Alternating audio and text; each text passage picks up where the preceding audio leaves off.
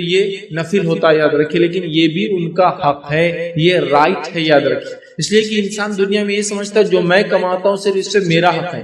شریعت یہ کہتی تم جو کماتے ہو من جملہ انسانیت کا حق ہے، یقیناً 100% نہیں۔ کوئی سوشلزم کے جیسا اسلام یہ نہیں کہہ رہا ہے کہ سب کو برابر ملنا چاہیے۔ اسلام کہتا ہے سب کی عقل صلاحیتیں الگ ہے، سب کی کمانے کی صلاحیتیں الگ ہے، لہٰذا ملنا بھی الگ چاہیے۔ لیکن اسلام نے یہ کہا کہ ایک طبقہ یا ایک پرسنٹیج ایسا ہے جو انسانیت، جو تمام انسانیت ہے، وہ بھی اس کی مستحق ہے کہ آپ کے مال میں ان کا بھی حق ہے، اس لیے کہ ہم جو کچھ کماتے ہیں کہیں نہ کہیں وہ بھی ہمارے لیے ریزن بنتے ہیں، یاد رکھیں۔ تو لہٰذا ہمیں ان کا حق رکھتے ہوئے ان کو کچھ دینا چاہیے۔ یہ سوشل رسپانسبلٹی سمجھ لیجیے عام زبان میں سمجھانے کی، کہ یہ ہم اس سماج میں رہتے ہیں تو یہ سماجی ذمہ داری ہے کہ جس سماج میں میں رہتا ہوں اور کماتا ہوں اس کے غرباؤں میں بھی میں کچھ نہ کچھ تقسیم کروں جو میں نے اس سماج میں کمایا یا اس جگہ کمایا ہے۔ تو دنیا میں ہم رہتے ہیں تو ہم صدقہ دینے کی کوشش کریں۔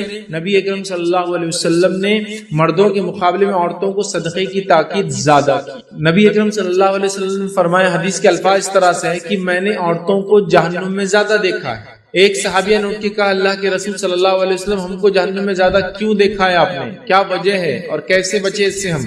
تو نبی اکرم صلی اللہ علیہ وسلم فرمایا، میں نے جہنم میں تم کو زیادہ اس لیے دیکھا ہوں کہ تم جو تم پر احسان کرتا ہے ان کے احسان کو فوراً اتار دیتی ہو، ٹھیک ہے، اور لان تان زیادہ کرتی ہو، لہذا صدقات زیادہ کرو۔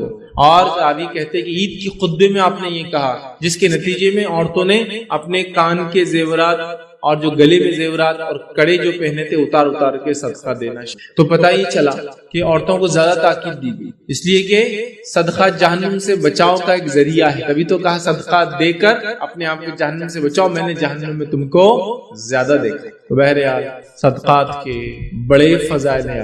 ایک غلط فہمی، اس کو انشاءاللہ دور کرتے ہم آگے بڑھیں گے، یہ ہوتی ہے کہ صدقہ دینے کے لیے مالدار ہونا پڑتا ہے۔ یہ بات ذہن سے نکال دیجیے۔ حدیث میں تو یہ الفاظ ہے کہ غربت میں دیا گیا صدقہ بہت افضل صدقہ۔ غربت میں مطلب جو کماتے ہو، جو خود کو نہیں پڑتا، اس میں سے کچھ نکالو، افضل صدقہ۔ تو صدقے کے لیے امیر ہونا ضروری نہیں، صدقے کے لیے ایک مالدار دل ہونا ضروری ہے۔ یاد ایک مالدار دل، ایک ایسا دل جو دینے کی تڑپ رکھتا ہو تو انسان سب کچھ کر سکتا، لیکن جب دینے کی تڑپ رکھنے والا دل نہ ہو تو پھر بہت زیادہ پرابلمز چالو ہو جاتے ہیں۔ تو ہم لوگ کوشش کریں کہ ہم خوب صدقات دیں، خوب صدقات دیں، خوب کوشش کریں کہ ہم لوگوں کو جو کچھ اللہ نے عطا کیا ہے مجھے اور آپ کو مرد اور عورت ہونے کی شکل میں، ہم سب مل کر کچھ نہ کچھ دے۔ صدقہ دینے کے 30 طریقوں میں نے پورے طریقے بتائے تھے، بس سرسری طور سے بیان کرتا ہوں۔ پہلے تو مال کا صدقہ دینا سب سے افضل ہے، انسان دے۔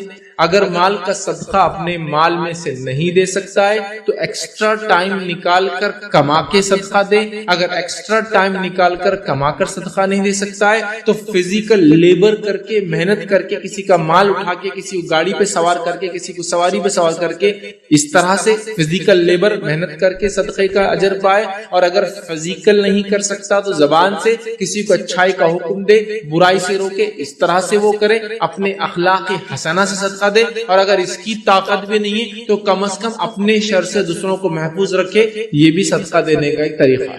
تو ہم پہلے اپنے مال سے دینے کی کوشش کریں گے، مال نہیں تو کما کے دینے کی کوشش کریں گے، کما کے نہیں دے سکتے تو اپنے جسم سے کریں گے، جسم سے نہیں کر سکتے تو اپنے اخلاق سے کریں گے، اور اگر وہ بھی طاقت نہیں تو کم از کم اپنے شر سے دوسروں کو محفوظ رکھیں گے، یہ بھی صدقہ ہے۔ ٹھیک ہے، صدقہ دینے کے 30 طریقے میں نے بہت اچھے سے ان تمام طریقوں کو ڈیفائن کیا ہے، تو آج ہم وہ نہیں دیکھیں گے۔ آئیے آج اپنے ٹاپک کی طرف ہم بڑھتے ہیں۔ آج کا ہمارا جو موضوع عنوان ہے وہ یہ ہے کہ صدقے کے فضائل کیا ہے، اور انشاءاللہ عزیز جب میں یہ فضائل آپ کے سامنے رکھوں گا، اور ان فضائل کو میں نے 3 حصوں میں بانٹا ہے۔ پہلا، صدقہ دینے کے زندگی میں فضائل، ٹھیک ہے، مطلب 30 میں سے پہلے اس میں یہ میں نے کچھ رکھے فضائل، جس میں انشاءاللہ عزیز کم بیش میں آپ کے سامنے 13 فضیلتیں رکھوں گا زندگی میں۔ یقیناً یہ 30 فضائل ہی نہیں ہیں صدقے کے، یہ 30 فضائل میں نے جمع کی ہوں صدقہ دینے کے۔ آپ کتابیں پڑھیں گے، قرآن اور احادیث کی کئی سینکڑوں فضیلتیں ہوں گی، میں نے 30 سلیکٹ کی ہے اس میں سے۔ تو پہلے ہم دیکھیں گے فرسٹ ٹاپک کا پارٹ ہوگا زندگی میں کیا فضیلتیں، فائدے، 13 پوائنٹس اس میں انشاءاللہ جس میں آپ کے سامنے رکھوں گا۔ دوسرا ہم دیکھیں گے مرنے کے بعد کیا فضیلتیں، جس میں 3 پوائنٹس میں آپ کے سامنے رکھوں گا، ہوئے 16، اور اس کے بعد ہم دیکھیں گے آخرت میں اس کی کیا فضیلتیں، اور اس کے اندر انشاءاللہ جس میں نے 14 پوائنٹ رکھے تو گویا 13 3 اور 14 تو 13 اور 3 16 اور 14 ہوئے 30 فضیلتیں ایسے ہم دیکھیں گے. تو میں ایک ایک ہیڈنگ کے اندر 1 2 اس کے سیکوینس میں بات رکھوں گا لیکن من جملہ سب ملا کے 30 ہو جائیں گے. جب ان فضیلتوں کو ہم سنیں گے ہم کوشش کریں گے کہ ہم لوگ بھی آگے بڑھیں اور بڑھ چڑھ کر صدقہ دینے کی کوشش کریں, چاہے ہم مالدار ہو, چاہے ہم غریب ہو, چاہے بوڑھے ہو, چاہے جوان ہو, چاہے ہم جو ہے مرد ہو, چاہے عورت ہو. ہم سب ایک تڑپ رکھیں گے اپنے دل میں کہ اللہ ہمیں تو صدقہ دینے کی طاقت دے, اگر مال ہے تو اس میں سے, نہیں ہے تو کما کر اپنے جسم سے, اپنے اخلاق سے یا اپنے شر سے لوگوں کو محفوظ رکھ کر ہم صدقہ دینے کی یاد رکھی کوشش کریں. یہ بڑا ہی عظیم عمل یاد رکھیے.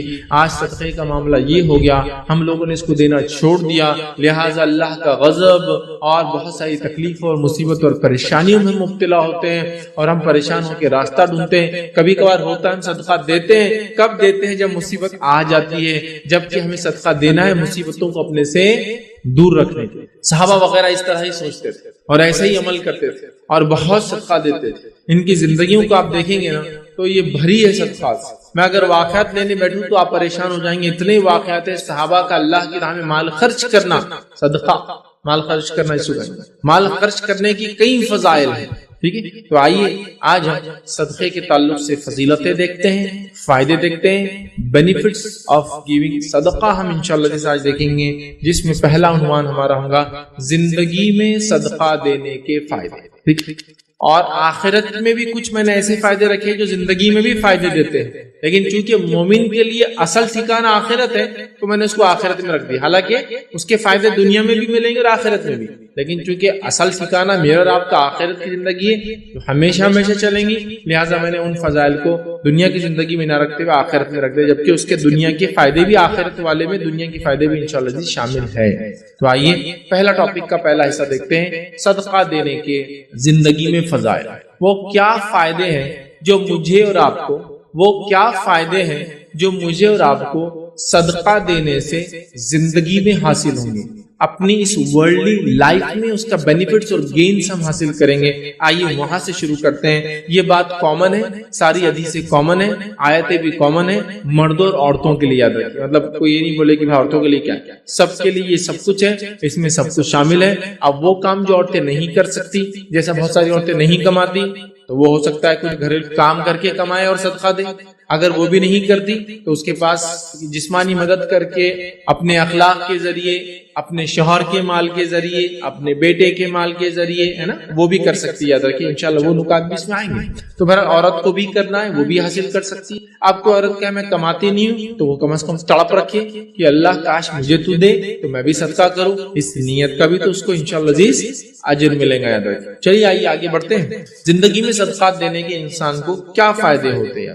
تو آئیے پہلا فائدہ, یہ فائدوں کی ترتیب بھی میری اپنی دی ہوئی ہے, کوئی یہ سیکوینس کوئی احادیث میں نہیں آتا ہے, تو یہ 30 بھی میرے سلیکٹڈ ہے اور سیکوینس بھی میرا اپنا سلیکٹڈ ہے. تو آئیے صدقات دینے کے جو 30 فائدے ہیں اس میں سے پہلا جو ٹاپک ہے صدقہ دینے کے دنیا میں کیا فائدہ ہوگا اس کے اوپر ہم بات کرتے ہیں. اور پہلا فائدہ جو دنیا میں ہم دیکھتے ہیں صدقہ دینے کا جو مجھے اور آپ کو ملے گا, وہ سورہ توبہ میں اللہ رب العزت نے بیان کیا, جس کو ہم کہیں گے صدقہ ظاہری اور باطنی پاکیزگی کا سبب بنتا ہے. صدقہ پہلا فائدہ, صدقہ ظاہری اور باطنی ایکسٹرنل اور انٹرنل پاکیزگی کا ذریعہ بنتا ہے. سورہ توبہ سورہ نمبر 9 آیت نمبر 103 میں اللہ فرماتا ہے اور کہتا ہے, آپ ان کے مالوں میں سے صدقہ لے لیجئے. کیا فرمایا کہ ان کے مالوں میں سے, مطلب صحابہ کے مال میں سے اللہ کے رسول صلی اللہ علیہ وسلم صدقہ لیجئے, تطہرہم, تاکہ وہ پاک ہو, وتزکیہم, اور ان کا تزکیہ ہو. اس لیے میں نے کہا ظاہری اور باطنی پاکیزگی کا صدقہ ذریعہ. تطہرہم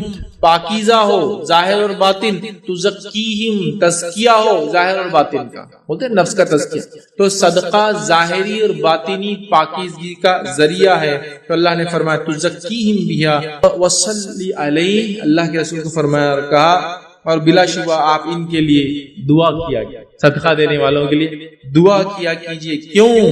ان صلاتک, اس لیے کہ آپ کا ان کے حق میں دعا کرنا سکن لہم, ان کے لیے سکون کا باعث ہوتا ہے مومنوں کے لیے. اور ظاہر سی بات ہے نبی اکرم صلی اللہ علیہ وسلم مومنوں کے لیے دعا کرے, یہ سکون کا باعث ہوتا ہے. تو ان کے لیے دعا کیجئے, یہ ان کے لیے موجب اطمینان ہے.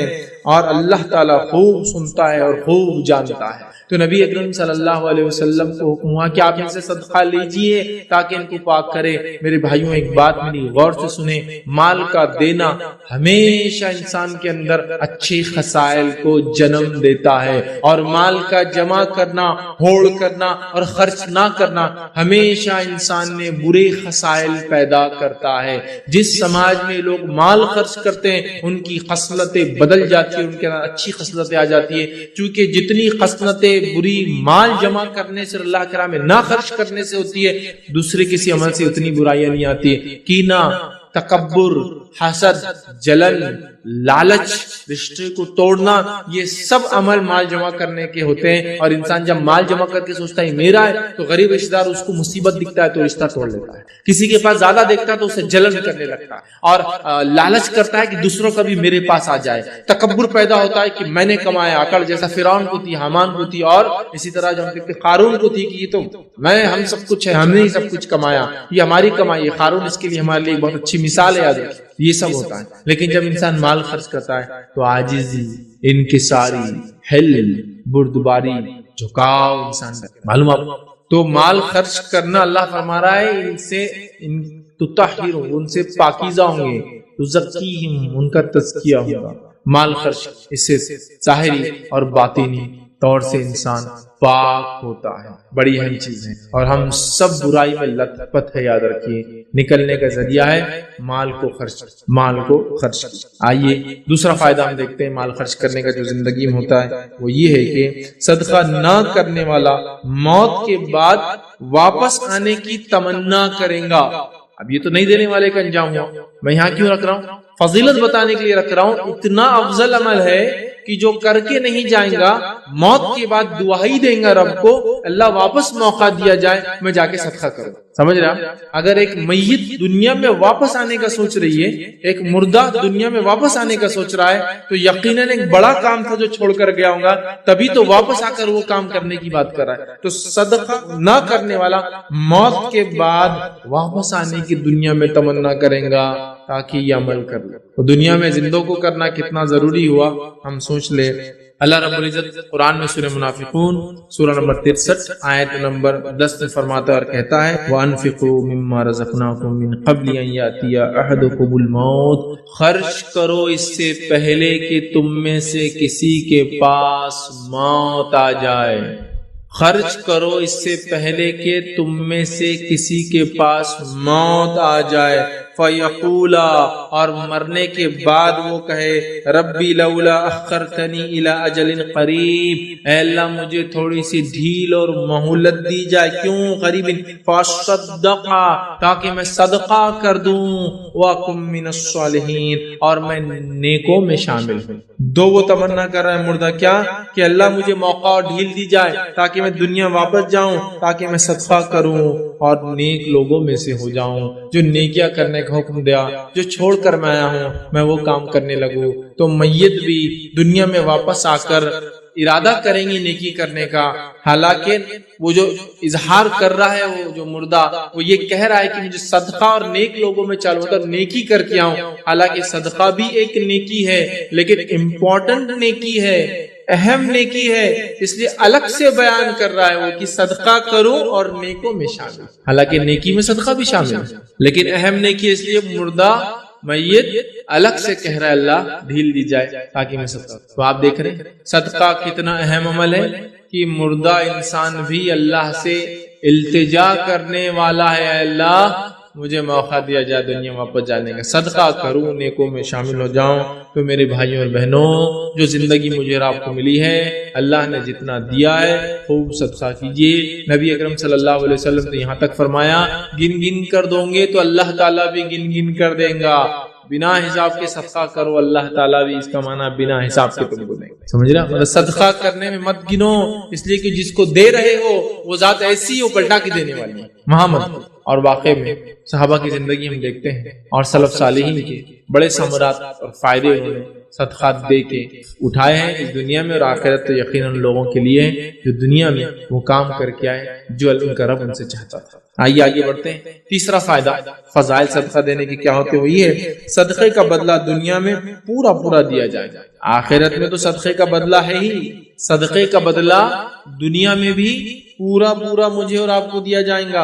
اور سورہ سبا سورہ نمبر 34 آیت نمبر 39 39 میں اللہ فرماتا ہے، 34 کے 39 میں اللہ فرماتا ہے، کہتا ہے قل ان ربی یبسط الرزق لمن یشاء من عبادہ ویقدر له، پھر آگے فرمایا وما انفقتم من شیء فهو یخلفه وهو خیر الرازقین۔ اللہ فرماتا اور کہتا ہے قل ان ربی یبسط الرزق لمن یشاء، اللہ جس کے لیے چاہتا ہے رزق کو جو ہے کشادہ کر دیتا ہے، اور جس کے لیے چاہتا ہے رزق کو تنگ کر دیتا ہے، مقدار میں دیتا ہے، پرٹیکولر دیتا ہے، حساب سے دیتا ہے۔ وما انفقتم من شیء، لیکن یاد رکھو جو کچھ تم اللہ کی راہ میں خرچ کرو گے فہو یخلفہ، اللہ اس کو پلٹا کر تمہیں دینے والا ہے، اللہ تم کو پلٹا کر دینے والا ہے۔ وہ خیر الرازقین، اور وہ بہت ہی خیر رزق دینے والا ہے۔ جو کچھ تم اللہ کی راہ میں خرچ کرو گے اللہ پلٹا کر دینا، یخلفہ، اللہ اس کو واپس دینے والا ہے تم کو۔ تو اسی لیے میں نے یہ باب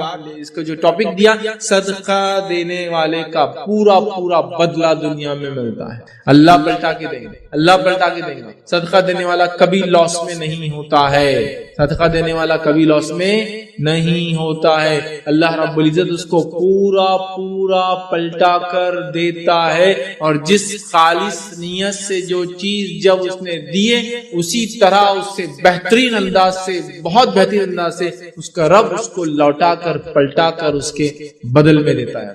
یہ بہت بڑی بات ہے۔ ہم صدقے کے تعلق سے یہ گمان رکھتے ہیں کہ بھائی صدقہ دیں گے تو کیا ہوگا، کیسا معاملہ ہوگا، ابھی پیسے 10 ہے 2 روپے دیے تھے تو 8 ہو جائیں گے، اللہ کہہ رہا تم کو پلٹا کر دوں گا، اس دنیا میں تم کو اس کا ریٹرنز مل جائیں گا، اور آخرت میں یقیناً اس کا بہت بہترین بدلہ ہے، اور اللہ تعالیٰ خیر رزق دینے والا۔ تو جس کو مقدار میں ملا وہ بھی اللہ کی طرف، جس کو کم ملا رزق وہ بھی اللہ کی طرف۔ لیکن اگر تم خرچ کرو گے جو رزق دیا ہے، تو یہاں غلط فہمی بھی ہم نکال دیں کہ ہم مالدار ہوں گے تو ہم کو خرچ کرنا ہے۔ یہاں کہا جس کو چاہے زیادہ دیتا ہے، جس کو چاہے کم دیتا ہے، ٹھیک ہے۔ پھر فرمائے وما انفقتم، اور جو تم خرچ کرتے ہو، مطلب زیادہ میں سے بھی جو خرچ کرتے ہو، جب فراوانی ہوتی ہے، تنگی میں بھی جو تم خرچ کرتے ہو، دونوں کا اللہ دے، اللہ پلٹا کر دے۔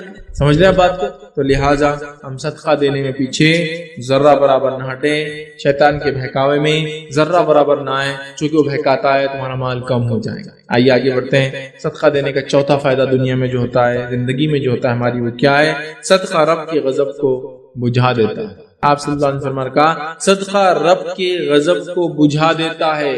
اللہ کا غضب، جو غصہ ہوتا ہے ایک انسان کے اوپر، اس کے بد اعمالیوں کے نتیجے میں اللہ تعالیٰ اس کو بجھا دیتا ہے، صدقے کے ذریعے کیا کرتا ہے؟ ختم کر دیتا ہے۔ سمجھ رہا؟ تو ہم اللہ تعالیٰ سے چاہتے ہیں کہ اللہ تعالیٰ ہم سے ناراض نہ ہو، غضبناک روز قیامت نہ ہو، ہمیں آسانی کرے، حساب و کتاب آسانی سے ہو، عذاب ہمیں نہ ملے۔ تو صدقہ ذریعہ ہے، صدقہ اللہ تعالیٰ کے غضب کو بجھا دیتا ہے۔ سمجھ رہے؟ اس لیے میں نے شروع میں کہا نا، ہم لوگ کبھی کر صدقہ کب دیتے ہیں؟ جب مسئلہ ہو جاتا ہے، پہلے دینا ہے۔ جیسے وہاں پر صدقہ لوگ دیتے نہیں، کب یاد آتی؟ بچے کا ایکسیڈنٹ ہوتے ہوتے بچ گیا، صدقہ دو۔ یہ بھی ٹھیک ہے، یہ بھی ٹھیک ہے، لیکن سوال یہ ہے پہلے سے دیتے رہنا چاہیے۔ ہم لوگ کیا کرتے ہیں؟ صدقہ پہلے سے دینا ہے، مصیبت آنے کے بعد نہیں ہے۔ مصیبت آنے کے بعد بھی آپ دے سکتے ہیں، مسئلہ نہیں ہے، لیکن اگر ہم پہلے سے دیتے رہے تو اللہ تعالیٰ کئی مصیبتوں کو صدقے کے ذریعے ٹال دیتا ہے، یہ مانا۔ تو ہم کب دیتے ہیں؟ جب مصیبت آگے چلی جاتی ہے، اس کے بعد ہم کب دیں گے؟ اگلی بار جب پھر مصیبت آئے، ہے نا؟ یہی ہمارا معاملہ ہے۔ قرآن کب پڑھتے ہمارے پاس لوگ؟ کب پڑھتے؟ کوئی گھر میں مر گیا، اب اگلی بار کب کھلیں گا؟ پھر کبھی کوئی مر جائیں گے، ہے نا؟ جبکہ یہ زندوں کی کتاب ہے، لیکن مرنے کے بعد کسی کیا پڑھ رہے ہیں؟ ٹھیک، کوئی مر گیا تو جلدی قرآن پڑھو، ٹھیک، خود بھی پڑھتا آدمی ڈر کے کہ اللہ تعالیٰ نمازیں شروع ہوگی، قرآن شروع ہو گیا، اب اگلی بار نماز قرآن کب ہوں گا؟ پھر کوئی مرے گا، پھر تھوڑے دن بعد وہی قرآن چھوٹ گیا، نمازیں چھوٹ گئی، پھر انتظار کسی کی موت کا۔ تو ایسا مت کریں، پہلے سے ہم خوب صدقہ دیا کریں، اللہ تعالیٰ کے غصے کو صدقہ بجھا دیتا ہے۔ آئیے صدقہ دینے کا پانچواں دنیاوی فائدہ کیا ہوتا ہے کہ صدقہ کرنے والے کے لیے فرشتہ دعا کرتا ہے۔ صدقہ کرنے والے کے لیے فرشتہ دعا کرتا ہے۔ حدیث صحیح بخاری کی ہے، ابو ہریرہ رضی اللہ عنہ فرماتے ہیں نبی اکرم صلی اللہ علیہ وسلم نے فرمایا اوکے، کوئی دن ایسا نہیں جاتا جب بندے صبح کو اٹھتے ہیں تو دو فرشتے آسمان سے نہ اترے، مطلب دو اترتے ہیں روز۔ ایک فرشتہ تو یہ کہتا ہے اے اللہ خرچ کرنے والے کو اس کا بدلہ دے، اور دوسرا کہتا ہے اے اللہ ممسک کو اور بخیل کے مال کو تلف کر دے، ختم کر دے، برباد کر دے، ہلاک کر دے۔ دو فرشتے روز اترتے ہیں، ایک دعا دیتا ہے اللہ خرچ کرنے والے کو بہترین بدلہ دے، دوسرا بد دعا کرتا ہے اللہ خرچ نہ کرنے والے کا مال برباد کر دے۔ آپ اندازہ لگائیے، اب آپ اندازہ لگائیے کہ ایک دو فرشتے آتے ہیں، ایک فرشتہ دعا کے لیے، دوسرا فرشتہ بد دعا کے لیے۔ فرشتے اللہ رب العزت کی مقرب مخلوق ہے، یاد رکھیں، سمجھ رہے ہیں، اور یہ نیک ہوتے ہیں، مختلف کاموں پہ اللہ نے ان کو لگا رکھا ہے، اللہ کی حمد و ثنا اور دیگر معاملات جو دنیا کے اللہ کرواتا ہے ان کے ذریعے کرواتا ہے۔ یہ مخلوق کی دعا کا مستحق ہونا بہت بڑی بات ہے، اور اس مخلوق کی بد دعا کا مستحق ہونا بھی بڑی بات ہوتی ہے، چونکہ اللہ کے حکم کے بغیر کچھ نہیں کرتے۔ تو جب یہ دعا بھی دیتے تو اللہ کے حکم سے دیتے ہیں، اور بد دعا بھی دیتے تو اللہ کے حکم سے ہی دیتے ہیں۔ فرشتہ دعا کرتا ہے دینے والے کے لیے ڈیلی، روز صبح ایسا کوئی دن نہیں گزرتا کہ انسانیت جب اٹھتی ہے دو فرشتے اترتے ہیں، ایک دعا کرتا ہے اللہ دینے والے کو عطا کر، دوسرا دعا کرتا ہے اللہ جمع کرنے والے کو برباد ہلاک کر۔ مطلب اللہ کی راہ میں خرچ کرو، فرشتے کی دعا کا مستحق، نہ خرچ کرو، بد دعا کا مستحق بنو۔ آئیے چھٹا فائدہ صدقہ دینے کا، یہ صدقہ بری موت سے بچاتا ہے۔ صدقہ بری موت سے انسان کو بچاتا ہے۔ ایسا کون سا انسان ہے جو بری موت سے بچنا نہیں چاہتا؟ معجم الکبیر لطبرانی کی روایت ہے کہ صدقہ رب کے غصے کو بجھا دیتا ہے اور بری موت سے بچاتا ہے۔ صدقہ رب کے غصے کو بجھا دیتا ہے، یہ ہم دیکھ چکے نکتہ، اور بری موت سے بچاتا ہے۔ صدقہ بری موت سے انسان کو بچاتا ہے۔ ہم میں ہر شخص چاہتا ہے کہ ہمارا حسن خاتمہ ہو، جب ہم مرے آنکھ بند ہو، دنیا سے روانہ ہو، پوچھو خاتمہ اچھا ہو۔ تو صدقہ بری موت سے بچاتا ہے، مطلب وہ موت آتی ہے جو موت خیر کا باعث ہوتی ہے۔ ہاں دکھنے کے اعتبار سے موت ہو سکتا ہے اچھی اور بری، ہم جو طے کرتے ہیں دنیاوی لحاظ سے وہ الگ ہو، لیکن موت کا اچھا اور برے ہونے سے مراد وہ فرشتے جو لینے آتے ہیں وہ اچھے اور برے آئے۔ اگر اچھے آ جائے تو آپ کامیاب ہے، چاہے موت کے اعتبار سے دشمن نے اسلام کی دعوت کی وجہ سے آپ کو کسی قسم کی تکلیف پہنچا کر کیسا بھی مارا ہو، لیکن جو فرشتے آئے وہ ویلکم کرتے ہوئے آئے، استقبال کرتے ہوئے آئے، خوشبودار جو ہے کفن لے کر آئے، اچھے اچھے ناموں سے پکارتے ہوئے آئے، بشارتیں دیتے ہوئے اس کو کہے، اس کی روح نکلنا شروع کرتی اور بھاگ۔ یہ اچھی موت، ٹھیک ہے۔ اور بری موت یہ ہے کہ فرشتے برے برے ناموں سے پکارے، بدبودار کفن لائے اور ایسے مار کے اس کی روح کو تکلیف سے نکالے جیسے ایک زندہ بھیڑ کی کھال پر آپ کانٹے دار چھڑی مارے، جس میں اٹک جاتی ہے، پھر کھینچے اس کی چمڑی کے ساتھ نکل جاتی ہے، اس طرح سے نکالتا۔ تو یہ اور اچھی کہ تو کبھی کبھار لوگ ظاہر پہ کر لیتے، پتہ نہیں لوگوں نے کس کس موت کو اچھا اور برا خود ہی بنا لیا جو قرآن و سنت میں نہیں۔ بولے جنازہ بہت وزنی تھا، بری موت مرا۔ جنازے کی وزنی اور ہلکا ہونے سے اچھی اور بری موت کا کوئی تعلق نہیں ہے، سمجھ رہے بات؟ اب آپ نے جنازہ بنا لیا 1 کنٹل کا، وہ خطرناک مضبوط لوہے کا، پتہ نہیں کہے گا آدمی کا وزن بھی 100 کلو ہے، تو آپ بولیں گے زیادہ وزن ہے، تو زیادہ اور کم بھائی انتقال ہوا تو بارش ہوئی تو بہت نیک تھے، کوئی دلیل نہیں۔ انتقال ہو گئے تو بادل آ گئے تھے، حالانکہ دوپہر میں دفنانے گئے، کوئی نیک ہونے کی دلیل نہیں ہے۔ خبر آسانی سے کھد گئی تو کوئی نیک ہونے کی دلیل نہیں ہے۔ خبر مشکل سے کھدی تو برا آدمی ہوگا، کوئی برا آدمی ہونے کی دلیل نہیں ہے۔ جنازہ جلدی سے اٹھ گیا مطلب نیک تھا، دیر سے اٹھا مشکل سے گیا مطلب برا تھا، یہ کوئی دلیل نہیں ہے۔ اچھی اور بری موت کیا ہے معلوم آپ کو؟ جو فرشتے لینے آئے وہ خوشخبریاں اور بشارتیں دیتے ہیں، اور بری موت کیا ہے؟ جو فرشتے آئے گھنونے اور گھٹیا ناموں سے پکارتے ہوئے بدبودار کفن لا کے۔ چونکہ ظاہر سی بات ہے بہت سارے صحابہ کو بہت اذیت ناک طور سے شہید کیا گیا، بہت اذیت ناک طور سے۔ سمیہ رضی اللہ عنہا کو آپ جانتے ہیں ابو جہل نے برچھی ان کی شرمگاہ میں ڈال دی، تو ظاہری طور سے تو نہیں، لیکن ہماری جو اچھی اور بری موت کیا ہوتا ہے میں وہ آپ کو ایکسپلین کر رہا ہوں۔ ایک آدمی ایکسیڈنٹ میں مر گیا، آپ بولتے رہے پورا کچلے گیا، بری موت مرا، نہیں ضروری نہیں ہے۔ وہ جب مرا فرشتے کیسے لینے آئے وہ اصل ہے، سمجھے؟ چھت گر گئی، حالانکہ کوئی دب کے مرے تو وہ تو ویسے بھی شہید ہے، اس لیے کہ حدیث میں 10 لوگ شہید ہوتے ہیں کم و بیش گنتی اگر کرے تو ہم، اس میں سے ایک ہے دب کر جو مرے، پریس ہو جائے کسی چیز میں۔ لیکن ہم لوگ کیا بول رہے ہیں وہ تو چورا ہو گیا، یہ نہیں, ایکچولی جب وہ مرا سرکمسٹانسز بھی مانا رکھتے ہیں, لیکن ہر بار آپ اس سے اندازے مت لگانا شروع کر دیجئے. جیسا کہ صحابہ میں سے کچھ کو تو گرم تیل کے اندر ڈال دیا گیا, اصحاب اخدود میں سے ہزاروں کو آنکھ کے الاؤ میں پھینک دیا گیا, جل کے بھن گئے ہوں گے نا, تو کیا بری موت ہے؟ نہیں, فرشتے جب لینے آئے ہوں گے ویلکم کرتے ہوئے, یہ اچھی موت, سمجھے آپ؟ تو وہ آرام سے بستر پہ مرا تو یہ اچھی موت نہیں ہے, نہیں بہت زیادہ تکلیف, مطلب وہ مصیبت میں تھا, ٹکڑے ہو گئے جسم کے, تو بری نہیں ہے. فرشتے جو لینے آئے ویلکم کیسا کیا. تو صدقہ بری موت سے بچاتا ہے, بڑی اہم چیز ہے, خوب صدقات کریں. آئیے ساتواں فائدہ صدقے کا ہم دیکھتے ہیں. دوسروں کا صدقہ اگر ہم خوشی سے ادا کریں تو ہمیں بھی صدقے کا ثواب ملتا ہے. صدقہ کیسی چیز ہے دیکھیے آپ, دوسروں کا صدقہ اگر آپ خوشی سے ادا کریں گے آپ کو بھی اجر ملے گا اس کا. حدیث کے الفاظ سنیے, نبی اکرم صلی اللہ علیہ وسلم فرماتے ہیں, صحیح بخاری کی روایت ہے, ابو موسیٰ اشعری رضی اللہ عنہ اس کی راوی فرماتے ہیں, نبی اکرم صلی اللہ علیہ وسلم نے فرمایا, امانت دار خزانچی جو خرچ کرتا ہے, بعض دفعہ یہ فرمایا کہ جو دیتا ہے حکم کے مطابق جو اس کا مالک اس کو بولتا ہے کہ دو, اور وہ پورا ادا کرتا ہے, تو اس حکم کو پورا کر دیتا ہے, تو اس کا دل بھی اس پہ خوش ہوتا ہے جب وہ حکم کو پورا کرتا ہے دیتے وقت, تو اسے بھی صدقہ کرنے والوں میں سے ایک حصہ یا صدقہ کرنے والوں میں سے ایک ہو جاتا ہے. مطلب ایک امانت دار خزانچی ہے, اس کا مالک آ کر کہتا ہے فلاں کو صدقہ دے دو, وہ ہنسی اور خوشی کے ساتھ, دل کی رضامندی کے ساتھ جس کو اس کا مالک کہتا ہے, جتنا کہتا ہے اتنا صدقہ کر دیتا ہے, تو اللہ کے رسول صلی اللہ علیہ وسلم فرما رہے ہیں اس کو بھی صدقہ دینے کا اجر ملتا ہے. تو پتہ چلا اگر میں اور آپ کسی کے صدقے کے ذمہ دار ہیں اور اس کو ہنسی اور خوشی کے ساتھ, رضامندی کے ساتھ, جیسا جس نے دیا اس نے بولا, جہاں دینے کا بولا وہاں دیتے ہیں, تو مجھے اور آپ کو بھی انشاءاللہ العزیز صدقہ دینے کا اجر ملے گا. دیکھیے کتنا آسان.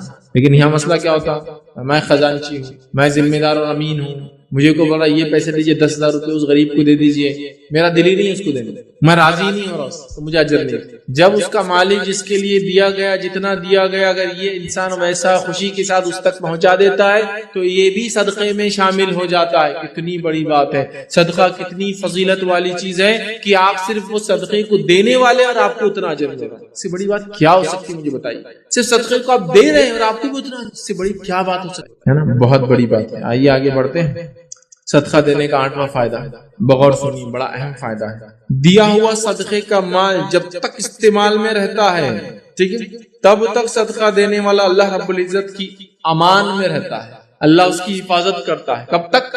جب تک صدقے کا مال کو استعمال کرتا ہے, جس نے صدقہ دیا وہ اللہ کی امان میں آ جاتا ہے. امان سمجھتے نا, سیکیورٹی کی گارنٹی کو بولتے ہیں امان. بھائی آپ میرے امان نے مطلب, یا وہ آدمی میرے امان نے مطلب آپ لوگ چھیڑ نہیں سکتے, میں نے امان دے دی. اور عرب کے پاس کیا ہوتا تھا, جب جنگ وغیرہ ہوتی تھی یا کسی کو مارنے کا جو ہے کوئی بولتا تھا بھائی اس آدمی کو مار دو, اور دوسرا کو بڑا آدمی کہتا یہ میرے امان میں ہے, مطلب اگر اس کو دھکا لگایا تو مجھے دھکا لگایا, تو پھر وہ چھوڑ دیا جاتا ہے نا. طائف کے سفر کے بعد نبی اکرم صلی اللہ علیہ وسلم کو مکے میں آنے نہیں دیا جا رہا تھا, آپ نے امان لی, جس نے امان دی پھر اس کی وجہ سے آپ اندر آئے, جس نے امان دی وہ بھی غیر مسلم تھے.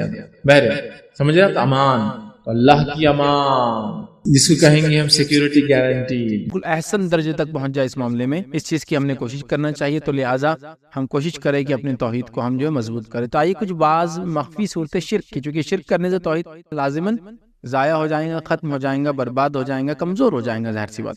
تو شرک کی بعض مخفی صورتیں جو کامنلی ہم دیکھتے ہیں اس کو میں آپ کے سامنے رکھوں گا, یا ہڈن چیزیں ہیں جو کبھی سمجھ میں نہیں آتی لیکن ہو جاتی ہے انسان سے, وہ اس لیکچر میں رکھنے کی آپ کے سامنے کوشش کروں گا. آئیے اللہ رب العزت قرآن میں کیا فرماتا ہے, سورہ بقرہ سورہ نمبر 2 آیت نمبر 22 میں اللہ نے فرمایا, کہا فَلَا تَجْعَلُوا لِلَّهِ أَنْدَادًا وَأَنْتُمْ تَعْلَمُونَ. اللہ فرماتا اور کہتا ہے بس تم دانستہ طور پر اوروں کو اللہ کا شریک نہ ٹھہراؤ, مطلب تم جان بوجھ کر اللہ تعالیٰ کے ساتھ اوروں کو شریک نہ جو ہے بناؤ. دانستہ طور پر مطلب سوچے سمجھے اعتبار سے ایسا کام تم نہ کرو کہ کسی اور کو اللہ کا شریک بنا دو. اب اس آیت کے تعلق سے عبداللہ ابن عباس رضی اللہ عنہ اس کی تفسیر میں اس آیت کی کیا لکھتے ہیں سنیے. انداد جو لفظ ہے, اندادم جو اللہ نے قرآن میں لفظ استعمال کیا, وہ فرماتے ہیں اس سے مراد شرک ہے. اس سے مراد شرک ہے کہ تم اللہ کے ساتھ کسی اور کو پارٹنر نہ بناؤ, برابر نہ ٹھہراؤ, شریک نہ ٹھہراؤ. تو وہ کہتے ہیں اس سے مراد شرک ہے. اور جو رات کے اندھیرے میں سیاہ پتھر پر چوٹی کے چلنے سے بھی زیادہ مخفی ہے. اور یہ جو شرک ہے انداد کا جو لفظ بولتے ہیں, یہ شرک کیسا ہے, یہ رات کے اندھیرے میں, ٹھیک ہے, اندھیرے میں سیاہ پتھر پر، بلیک سٹون پر چونٹی کے چلنے سے بھی زیادہ مخفی ہے۔ مطلب یہ شرک، یہ انداز جو لفظ ہے، یہ شرک ایسا ہے جو رات کے اندھیرے میں کالے پتھر پہ جو چونٹی چلتی دکھتی ہے کہ آپ کو اور مجھے، یہ اتنا خفیہ طور سے، مخفی طور سے ہڈن ہم میں آ جاتا ہے۔ یہ والا شرک کا پارٹ انداز جو لفظ یہاں استعمال، تو وہ اس کی تفسیر میں کہتے ہیں اتنا ڈینجر والا شرک ہے یہ، جو خفیہ طور سے رات کے اندھیرے میں کالے پتھر پہ چونٹی کے چلنے کے مانند ہم میں آ جاتا ہے۔ پھر وہ کیا کہتے سنیے، واللہ و حیاتک، وہ ایسا لفظ استعمال کرتے، پھر کہتے اللہ تعالیٰ کی اور تیری زندگی کی قسم۔ پھر فرماتے ہیں کالے پتھر پر جو چونٹی کے معنی میں رنگنے آ رہی، تو وہ اس کے بارے میں کہہ رہے ہیں، اس کی مثالیں دے رہے ہیں، اور مثالیں دے کے یوں کہہ رہے ہیں کہ اللہ تعالیٰ کی اور تیری زندگی کی قسم، ٹھیک۔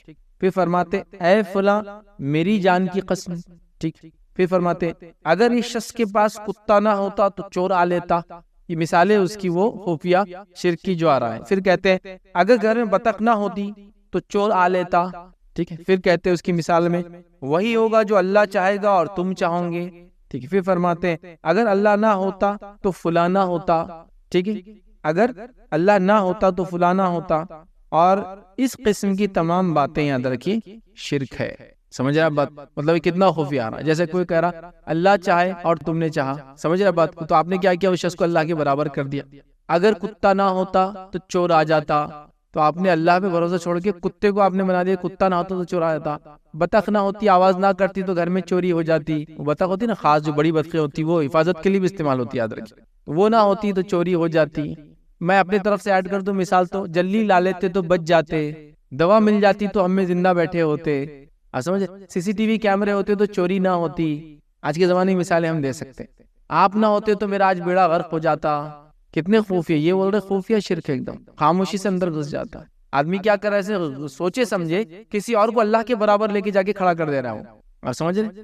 تو یہ ایسا شرک ہے۔ مثالیں بھی دے رہے، کیا پہلی مثال اللہ تعالیٰ کی اور تیری زندگی کی قسم، کیسا کوئی کھا سکتا اللہ تعالیٰ کی اور کسی زندگی کے اللہ کے برابر کر دے رہا ہے اس کو۔ پھر دوسری مثال دے رہے اے فلاں میری جان کی قسم، ٹھیک، دوسرے کو وہ کر اپنی جان کی قسم کھا رہے، جبکہ اللہ کے علاوہ کسی قسم کھانا جائز نہیں ہے۔ پھر تیسرا کہہ رہے کتے کے بارے میں مثال دے رہے، تو آج ہم سی سی ٹی وی لے سکتے، کتا لے سکتے، بطخ لے سکتے، گارڈ نہ ہوتا تو چوری ہو جاتی، ٹھیک ٹھیک، یہ مثال لے سکتے۔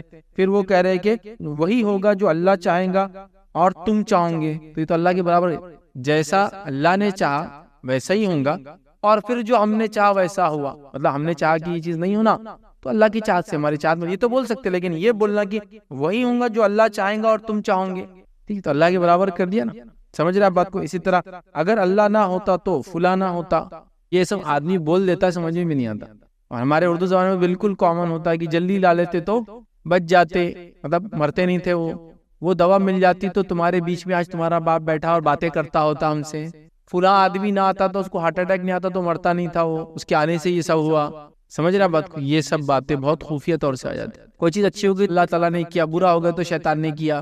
شیطان کیسا کوئی چیز کر سکتا ہے؟ شیطان کوئی چیز کر، شیطان کچھ بھی نہیں کر سکتا، یاد رکھیے، وہ اللہ کی مخلوق ہے خود، اس کے اندر کوئی صفت نہیں ہے کہ وہ برائی اور اچھائی کو کچھ بھی کر سکے، یاد رکھیے، کیونکہ ایک مذہب ہے دنیا کا بہت بڑا، وہ مذہب والوں نے کیا کیا، بولا اللہ تو اچھا ہے تو اس میں ساری اچھی صفتیں ہونا چاہیے، برائی کہاں سے آتی ہے؟ انہوں نے نعوذ باللہ برائی کا ایک معبود بنا دیا، کہا اللہ خیر کا دینے والا ہے اور شیطان برائی کا دینے والا ہے، تو جب آپ نے جیسی کسی کو دینے والا ہے کہا تو اس کو آپ نے خالق بنا دیا آٹومیٹک، تو شیطان بھی تو عبادت کے لائق ہو چونکہ وہ خالق ہو گیا، جبکہ ہم جانتے خالق صرف اللہ ہے۔ تو آپ کہیں گے پھر اچھائی برائی، اچھائی بھی اللہ کی طرف سے آتی ہے، برائی بھی اللہ کی طرف سے آتی ہے۔ اچھائی کے ذریعے اللہ دیکھتا ہے ہم شکر کتنا ادا کرتے ہیں، برائی کے ذریعے آزما کے دیکھتا ہے کہ ہم کتنا صبر کرتے ہیں، تو دونوں چیزوں میں خیری ہوتی ہے ایک مومن کے لیے، حتیٰ کی بیماری موت سب کچھ خیر کا پہلو ہے اس کے اندر، سمجھ رہے بات؟ تو لہٰذا یہ بہت امپورٹنٹ چیز ہے، یاد رکھیے۔ تو ہم بک دیتے ہیں، تو عبداللہ ابن عباس رضی اللہ عنہ نے کچھ مثالیں اپنے زمانے کی دی کہ انداز سے مراد یہ ہے، اور انسان خفیہ طور سے بول دیتا ہے، اس کو سمجھ میں بھی نہیں آتا کب اس نے بک دیا، تو یہاں اس معاملے میں احتیاط کرنا چاہیے، ٹھیک ہے۔ توحید کی حقیقت تو یہ ہے کہ اصل توحید یہ ہے کہ انسان کے دل میں اللہ تعالیٰ کے سوا اس کا کوئی شریک نہ ہو، کوئی شریک نہ ہو، ذرہ برابر، یہاں تک کہ غیر سوچے سمجھے جملوں میں بھی نہ ہو وہ شریک۔ اس بات کو بھی آپ ذہن میں رکھیے، یاد رکھیے۔ تو توحید کا اولین اور کامل ترین درجہ یہ ہے کہ یوں کہا جائے اگر اللہ تعالیٰ نہ چاہتا تو فلاں کام نہ ہوتا، یہ نہیں بلکہ البتہ یوں کہا جائے، مطلب توحید کا کامل درجہ ہے کہ یوں نہ کہا جائے کہ اگر اللہ تعالیٰ نہ چاہتا تو فلاں کام نہ ہوتا، البتہ یہ کہنا جائز ہے اگر اللہ تعالیٰ نہ چاہتا اور پھر فلاں آدمی کا تعاون نہ ہوتا تو میرا کام نہ ہو سکتا، مطلب اللہ چاہے تم چاہے نہیں، اللہ چاہے پھر جو تم نے چاہا، ہم نے جو چاہا مطلب اللہ تعالیٰ نے جو چاہا وہ ہوا اور پھر ہم نے بھی یہی چاہا تھا، میرا کام اللہ کے سوا نہیں ہو سکتا تھا اور پھر تم نے بھی میری مدد کی. جیسا ہم کیسا بول رہے ہیں اللہ نے کیا اور تم نے کر دیا وہ میرا کام، نہیں بول سکتے. اللہ نے کیا اور پھر اس کے بعد اللہ نے جو تم کو صلاحیت دی پھر تم نے اس میں مدد کی. جو اللہ نے چاہا جو میں نے چاہا نہیں کیسے، جو اللہ نے چاہا اور پھر جو ہم چاہ رہے تھے وہ ہوا، یہ کہنا چاہیے. یہ کامل توحید ہے، ورنہ ایسے جملے کئی بار ہو جاتے ہیں. سمجھ رہے آپ؟ اگر جلدی لا لیتے تو کیا ہوتا تھا، بچے نہیں. اگر جلدی لا لیتے تو ایک دل کو صبر رہتا کہ ہم نے علاج کرنے کی کوشش کی. موت تو تبھی ہے، وہ جملہ نہیں بدلیں گے. سمجھے آپ؟ اگر فلاں دوا مل جاتی تو آپ کے والد کے بارے میں ہم کو سکون ہوتا کہ ہم نے کوشش کی ان کے لیے، پھر بھی موت تو جب لکھی تھی تقدیر قدر قضا وہ تو انتقال. یہ جملے ہونا چاہیے. ٹھیک ہے، تو بہرحال یہ نہیں کہنا چاہیے کہ جو اللہ نے چاہا اور تم نے چاہا، بلکہ یہ کہنا جو اللہ نے چاہا اور پھر جو ہم چاہ رہے تھے وہ ہوا. جو اللہ نے کیا اور تم نے کیا نہیں، جو اللہ نے کیا وہ ہوا اور پھر تم نے بھی اسی کے لیے کوشش کی. یہ بڑی اہم چیز ہے.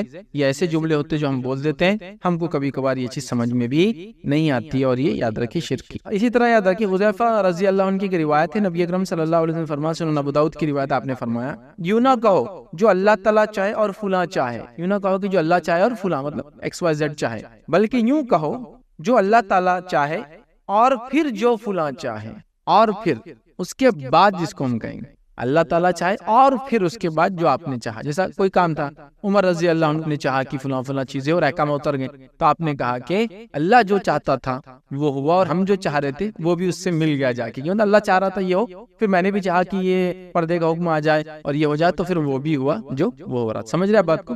تو یہ اصل چیز ہے. ٹھیک ہے، تو اس کو سمجھنا چاہیے، ورنہ خفیہ طور سے شرک جو ہمارے اندر آ جاتا ہے، یاد رکھیں. اسی طرح جو ابراہیم نقی رحمۃ اللہ علیہ یوں کہنا ناپسند اور مکروہ جانتے تھے. کیا کہنا؟ وہ کہتے تھے کہ میں اللہ تعالیٰ کی اور تمہاری پناہ چاہتا ہوں. البتہ وہ کہتے ہیں میں اللہ تعالیٰ کی اور پھر تمہاری پناہ چاہتا ہوں. یہ کہنا چاہیے. سمجھ رہے بات؟ پھر انہوں نے کہا اگر اللہ تعالیٰ اور پھر فلاں نہ ہوتا تو، اگر اللہ تعالیٰ اور فلاں نہیں ہوتا تو میرا کام نہیں ہوتا. وہ کہتا ہے ایسا نہیں، اگر اللہ تعالیٰ اور اس کے بعد فلاں نہ ہوتا تو یہ کہنا چاہیے. تو بہرحال اس طرح کے جملے ملتے ہیں تو ہمیں احتیاط کرنا چاہیے. آئیے اسی میں ایک اور چیز ایڈ کرتا ہوں، یاد رکھیں. وہ یہ ہے کہ قسموں کے بارے میں کچھ چیزیں ہم اس میں دیکھیں گے. چونکہ کیا ہوتا ہے کہ جہاں معاملہ خفیہ شرک کا یاد رکھیے تو وہاں قسمیں بھی یاد رکھیں بہت ڈینجر چیز ہے، اس لیے کہ قسمیں بھی یہ کفر اور شرک تک انسان کو لے کر چلی جاتی ہے. اور اس کے تعلق سے بڑی مشہور معروف روایت ہے، جامع ترمذی کی روایت ہے. عبداللہ ابن عمر رضی اللہ عنہما فرماتے اور کہتے ہیں نبی اکرم صلی اللہ علیہ وسلم فرمایا، اور کیا فرمایا؟ کہا من حلف بغیر اللہ فقد کفر او اشرک. جس نے اللہ تعالیٰ کے سوا کسی کی دوسری قسم اٹھا لی، اس نے کفر کیا یا شرک کا ارتکاب کیا.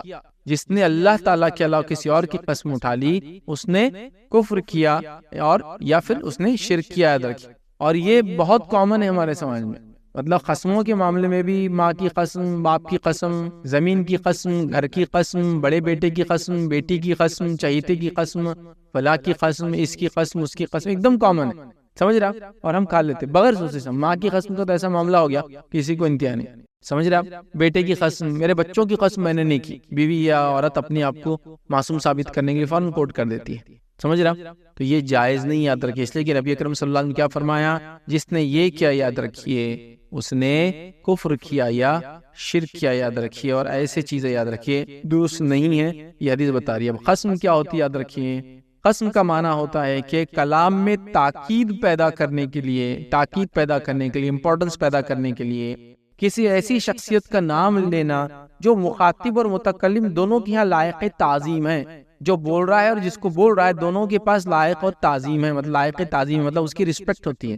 اور شریعتاً یاد رکھیے قسمیں لوگ عام طور سے اسی لیے کھاتے ہیں، اس کا مقصد ہوتا ہے. لیکن ہم جو قسمیں کھاتے ہیں مسلمانوں کھاتے ہیں صرف اور صرف اللہ کی کھا سکتے ہیں، چونکہ وہی ذات کو ہم گواہ بناتے ہیں اور وہ تعظیم کے لائق ہے، بولنے والے کے لیے بھی اور جس کے سامنے کھائی جا رہی قسم اس کے لیے بھی. یاد رکھیے. ٹھیک ہے. اب اسی طرح غیر اللہ کی قسم کھانا شرک کیوں ہے وہ دیکھ لیتے. علماء لکھتے ہیں اس کے اوپر غیر اللہ کی قسم اٹھانا اس لیے شرک ہے کہ ایسی صورت میں مخلوق کو اللہ جیسا قرار دیا جا رہا ہوتا ہے اور مخلوق کی تعظیم اسی طرح ہو رہی ہوتی ہے جیسے اللہ تعالیٰ کی ہونی چاہیے. یاد رکھیے ایسا کرنا کفر اصغر، شرک اصغر ہے. البتہ عبادت میں غیر اللہ کی تعظیم اسی طرح کرنا جس طرح اللہ کی تعظیم ہوتی ہے شرک اکبر ہے. یہ قسم میں تو ٹھیک ہے اصغر ہے، لیکن البتہ عبادت میں غیر اللہ کی ایسی تعظیم کرنا شرک اکبر ہے. وہ ہم دیکھ چکے تبرکات وغیرہ وغیرہ شخصیت کی تعظیم میں دیکھ چکے ہم لوگ پہلے ایک دم سٹارٹنگ لیکچرز. سمجھ رہے ہیں آپ بات؟ لیکن اگر ویسا نہیں کرتے تو پھر شرک اصغر اور کفر اصغر ہے، یاد رکھیں، اس چیز کو سمجھنا ہے۔ تو لہٰذا ہمیں صرف اور صرف اللہ رب العزت کی قسم کھانا ہے، اس کے علاوہ کسی کی بھی نہیں۔ آئیے عبداللہ ابن مسعود رضی اللہ عنہ یہ خود فرماتے ہیں، ان کا اپنا قول ہے، وہ کیا فرماتے ہیں، کہتے ہیں میرے نزدیک غیر اللہ کی سچی قسم اٹھانے کی نسبت اللہ تعالیٰ کی جھوٹی قسم اٹھانا زیادہ بہتر ہے۔ سمجھ رہے بات؟ کیا ایکسپلین کرنا چاہ رہے؟ بتانا یہ چاہ رہے کہ غیر اللہ کی سچی قسم کھانا، غیر اللہ کی قسم کھانا شرک ہے، اس کے نسبت وہ کہہ رہے اللہ کی جھوٹی قسم کھانا زیادہ بہتر ہے، چونکہ شرک تو گناہ کبیرہ سے بڑا گناہ ہے۔ تو ایک انسان نے جھوٹی قسم کھائی لیکن اللہ کی کھائی، یہ زیادہ بہتر ہے اس کے بنسبت کی سچی کھائے اور کسی اور کی کھائے، چونکہ اگر سچی کھاتا ہے کسی اور کی کھاتا ہے تو وہ سمجھے نا سچی قسم کھا رہا ہے لیکن کسی اور کی کھا رہا ہے، تو وہ اس میں کیا کر رہا ہے، شرک کر بیٹھ رہا ہے، جبکہ وہ قسم کھا رہا ہے اللہ کی لیکن جھوٹی کھا رہا ہے تو گناہ کبیرہ کر رہا ہے۔ سر سمجھ رہے بات؟ مطلب اس کو اس طرح سمجھیں گے، اس سے معلوم ہوا کہ غیر اللہ کی قسم اٹھانا بہت بڑا گناہ ہے اور شرک ہے۔ جھوٹ اگرچہ کبیرہ گناہ ہے لیکن شرک کئی کبیرہ گناہوں سے بھی بڑا جرم ہے، ٹھیک ہے۔ سچائی میں شرک کی آمیزش بنسبت توحید میں جھوٹ کی آمیزش کم تر گناہ ہے، کیونکہ توحید والی نیکی جھوٹ سے عظیم تر اور شرک کا گناہ جھوٹ کے گناہ سے عظیم ترین ہے، یاد رکھیں۔ لہٰذا وہ کہہ رہے ہیں کہ میرے نزدیک وہ زیادہ بہتر ہے اس کام سے کہ میں اللہ تعالیٰ کے علاوہ کسی کی قسم کھاؤں، سچی والی، ٹھیک ہے۔ تو غلط اسلام پاس ہوتا اللہ کی قسم نہیں میا تو ماں کی قسم کھاؤ تو نہیں ہو سکتا، قسم صرف اللہ کی ہونگی، یاد رکھیے، اس کے علاوہ کسی کی قسم انسان نہیں کھا سکتا، یاد رکھیے اس چیز کو ہم سمجھے۔ تو قسموں کے معاملے میں ہم لوگ بہت احتیاط کریں، یہ ایک ایسی چیز ہے جو خفیہ آ جاتی ہے۔ اب قسم کی چونکہ بات آ گئی تو اس کے بارے میں کچھ باتیں اور رکھ دیتا ہوں، یاد رکھیے بہت زیادہ قسمیں اٹھانے سے بچنا چاہیے، اس سے توحید میں کمزوری آ جاتی ہے، یاد رکھیے بہت زیادہ قسمیں اٹھانے سے بچنا چاہیے، اس میں توحید میں کمزوری آ جاتی ہے، اس لیے کہ جب انسان قسم کھائے تو قسم کو پورا کرنا ضروری ہو جاتا ہے اس کے لیے، اگر کھائے تو جب بھی کھائے اللہ کی کھانا ہے، اس کو دوسروں کی کھا بھی نہیں سکتا، اس بات کو ہم سمجھے، ٹھیک ہے۔ اب بہت زیادہ قسمیں اٹھانا ہے توحید کے خلاف بھی ہے، کمزور بھی کرتا ہے۔ جس شخص کا عقیدہ توحید پختہ ہو، راسخ ہو، وہ قسم اٹھاتے وقت اللہ تعالیٰ کو درمیان میں نہیں لاتا، مطلب بار بار اللہ تعالیٰ کو ایسے قسموں کے ذریعے وہ اپنے معاملات کے درمیان میں نہیں لاتا، جس کا عقیدہ مضبوط ہے، یاد رکھیے۔ لغو قسم اگرچہ معاف ہے، لغو قسم بولے تو اس قسم کو بولتے ہیں جو آدمی روانی میں بول دیتے، جو عربوں کے اندر بھی بہت کامن ہے اور ہمارے پاس جو ہے بر صغیر میں جو ہے ہمارے پڑوسی ملک میں بہت زیادہ کامن ہے انڈیا کے مقابلے میں۔ انڈیا میں اتنا کامنلی ہم نہیں کہتے، جیسا کہ واللہ کیا رستہ ہے آج بازار کے اندر، اب یہاں اللہ کی گواہی، اللہ کو قسم کھانے کی کیا ضرورت تھی واللہ بولنے کی۔ انڈین کو اردو کے اندر ہم لوگ یہ الفاظ بہت کم استعمال کرتے ہیں، لیکن ہمارے پڑوسی ملک کے اندر پاکستان وغیرہ میں کثرت سے یہ قسمیں ہوتی ہے، اس کو بولتے ہیں لغو قسمیں، اور عربوں میں بھی بہت کامن ہے، جس میں کبھی کبھار آدمی صرف چیزوں کی انٹینسٹی بتانے کے لیے بول دیتا اللہ کی قسم، اور انہوں نے کیا کرے اپنا منسٹر آیا تو پوری گاڑی اٹھا کے لا لی، ٹو مچ ہو گیا نا یار، گاڑی کیسے اٹھا کے لائیں گے منسٹر کی؟ 2 سے 2.5 ٹن کی گاڑی ہوں گی، وہ کیسا کتنے بھی لوگ ملے تو اٹھا کے سکتے اس کو، آپ سمجھ رہے بات کو، بس بول دیتے، لیکن واللہ جنازے کے اندر لاکھوں لوگ تھے، لاکھوں لوگ کیسے آئیں گے؟ شہر کے اندر ہی لاکھ لوگ ہیں، اس میں لاکھوں کیسے ہوں گے؟ لیکن بول دے رہے، یہ لغویات ہے، یہ نکل جاتی ہے، یاد رکھیے ہو جاتا ہے، یہ معاف ہے، اگرچہ معاف ہے، یاد رکھیے یہ لغو قسمیں اگرچہ معاف ہے اور اس پر کوئی مواخذہ نہیں، تاہم مستحب یہ ہے کہ موحد آدمی اپنی زبان اور دل کو قسم کی کثرت سے محفوظ رکھے۔ یہ بول چال میں جو ہو جاتی ہے نا، جو پکی قسمیں نہیں ہوتی، اس کو بولتے ہیں زبان میں، لیکن یہ نہیں، لیکن یہ وہ نہیں قسمیں کہ آپ کسی کو خاص لائے بٹھا کے بولے اللہ کی قسم میں نے نہیں کہا، یہ کچی قسم لغویات میں نہیں آتا، وہ جو بول چال ہے بس روانی میں واللہ بولتے رہتا آدمی، بس یہ اللہ سے مطلب اللہ گواہ، اللہ کی قسم نہیں میں نے کیا اور فلاں، یہ بول چال والی ہے، لیکن خاص نہیں، پکی نہیں ہوتی ہے، یہ ایسی روانی والی، تو یہ تو اگرچہ معاف ہے، لیکن جو انسان کوشش کرنا چاہیے وہ نہیں کرے، یاد رکھیں۔ اسی طرح اللہ نے قرآن میں فرمایا وَاحْفَظُوا أَيْمَانَكُمْ، اور اپنی قسموں کی حفاظت کرو، یعنی اپنی قسمیں اٹھاؤ تو اس کو پورا کرو، یہ اس کا معنی یاد رکھیں، ٹھیک ہے۔ اسی طرح صحیح بخاری کی روایت ہے، روایت کے الفاظ ہے کہ قسم کھا کر سامان تو جلدی بک جاتا ہے، لیکن وہ قسم برکت کو مٹا دینے والی ہوتی ہے۔ تاجر اگر تجارت کر رہا ہے اور قسمیں کھا کے تجارت کر رہا ہے تو تجارت تو ہو جاتی ہے، لیکن تجارت کے اندر سے رزق میں سے برکت کو مٹا دیتی ہے۔ اللہ کی قسم 100 روپے میں لایا، آپ کو جو ہے 105 میں بیچ دے رہا ہوں، ٹھیک ہے، اس سے بزنس تو ہو جا رہا، قسم کی وجہ سے لوگ کسٹمر بڑھ رہے ہیں، قسم کھا لی انہوں نے، داڑھی والے تب کیسا نہیں مانیں گے، لے لیے، لیکن آپ سے فرما رہے ہیں اس سے کیا ہوتا ہے، برکت مٹ جاتی ہے۔ کیوں ایسا ہوتا ہے؟ اس لیے کہ آپ کو پتہ نہیں کب آپ قسموں میں غلط قسمیں کھا لیں گے، اور کثرت سے قسمیں کھانے کی وجہ سے اللہ برکت کو مٹا دیتا ہے۔ تو قسم اشیاء کے فروخت کا ذریعہ تو ہے، مگر اس کی وجہ سے برکت اٹھ جاتی ہے، تو قسمیں کھا کے مال بیچنا بھی درست نہیں ہے، اس لیے میں نے کہا کثرت سے قسمیں نہیں کھانا چاہیے۔ اسی طرح جو ہے سلمان رضی اللہ عنہ سے روایت ہے، نبی اکرم صلی اللہ علیہ وسلم فرمائے، اور کیا فرمائے دیکھیے، یہ معجم طبرانی کی روایت ہے. اس کے اندر جو لفظ ہے دیکھیے آپ نے فرمایا کہ 3 قسم کے لوگ ایسے ہیں جن کو قیامت کے دن اللہ نہ تو بات کریں گا اور نہ انہیں گناہوں سے پاک کریں گا اور ان کے لیے دردناک عذاب ہوں گا. اس کے اندر پہلا شخص بتایا بوڑھا زانی، دوسرا فرمایا متکبر فقیر، اور تیسرا فرمایا وہ شخص جس نے اللہ تعالیٰ کو اپنی تجارت کا سامان سمجھا ہوا ہے کہ اس کی قسم ہی خریدتا ہے اور اس کی قسم ہی بیچتا ہے. مطلب جس نے اللہ تعالیٰ کی قسموں کو تجارت کا سامان بنا لیا ہے، قسم ہی خریدتا ہے قسم ہی بیچتا ہے. مطلب یہ کہ خریدتا بھی ہے تو قسموں کے ذریعے خریدتا ہے اور بیچتا بھی ہے تو قسموں کے ذریعے بیچتا ہے. وہ اللہ کی قسم دو مال میں کو صحیح دینا، اللہ کی قسم اتنا بیچتا، لے رہا بھی تو قسموں کے ذریعے لے رہا، دے رہا بھی تو قسموں کے ذریعے دے رہا.